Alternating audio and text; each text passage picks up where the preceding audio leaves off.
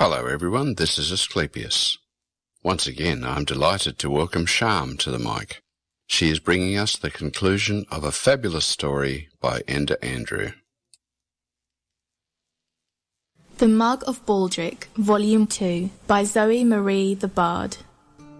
I wished my story ended there, with King Reginald content and the rangers safe at home in the woods. Sadly, it does not. Everyone knows the fabled Mug of Baldric is lost, waiting for someone else to claim it. If they knew why, perhaps they would not seek it. There is power and value in a sword that can slice through a dragon's hide like paper, or a lute that can sate the appetites of deadly serpents in the sea.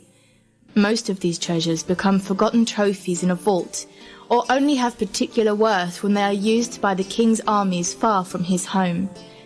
But there is also a great power in appeasement. This mug was designed to be used by the king. Always it was in his sight or grasp, and quick was it to bring King Reginald to a sleepy and content state with the whiskey contained within. His army slowed their conquest. More frequently they were called home for banquets, parades and revels. Their ruler wanted cause to celebrate, and for everyone to see his favourite trophy time and time again firmly in his grasp. The soldiers were thrilled to return home to their families and see an end to war they thought they might never see. Sages and bards alike praised their benevolent royalty for the foresight not to overextend their reach until they finally lost a major battle. New maps were commissioned as this mighty empire now seemed to have stabilized. Lines were no longer being redrawn every day.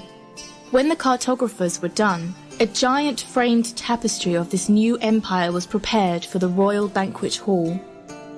But as the king stared at his new empire, his smile faded.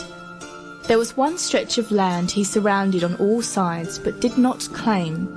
There was land within his borders that was not his own. No one knew why, but it led people to question. Furthermore, the surviving neighbouring kingdoms were now emboldened and proud. Their lands were too formidable to conquer where so many others fell before them. Reginald would stare at this map every night while sipping from his precious mug, knowing it originated from these woods he had not yet claimed.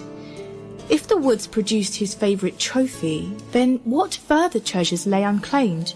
Was he a fool to ignore them? He commanded his armies to battle one last time. He would claim those last woods and end any debate as to why his empire did not seem whole. King Reginald travelled with his army, ready to use his unique talents to spot any hidden magical treasures. The armies amassed outside the woods, but they saw no rangers prepared to fight them. For all they knew, they were only the small number they encountered years before. Victory was assured, and King Reginald wanted to mark the occasion with a toast to show off his prized treasure once more to his entire gathered army. As he commanded the invasion to begin and then brought the mug to his lips, he uttered, "That is quite cold." The chill spread from his lips until his entire body froze.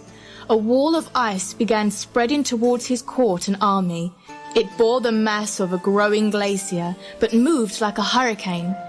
It became the new inevitability of conquest, replacing the army that once had a similar effect. Within seconds, his entire army was trapped in ice, unable to move. The small band of rangers emerged from their woods with a small stampede of animals in front of them.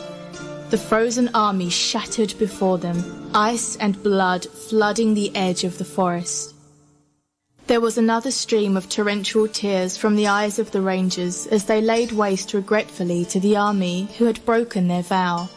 Some say this led to the name of Blood River, and these rangers were the progenitors who would someday become the elves of Virtus Pass under obsidian magic. I do not know that, nor can I verify the claims that the cursed mug was thrown into the fires of Blackblade Pass, hoping to quench the never-ending chill made more potent by the ever-present sense of the grasp of death itself. But I can say that story continues that the reason the mug never ran dry is it contained a portal to an elemental plane of whiskey. The flames of Black Blade Pass supposedly set fire to the entire elemental plane, leading to angry whiskey elementals invading, in turn leading to the cataclysmic fall. All I can say for certain is that if this mug is real, the story is quite clear.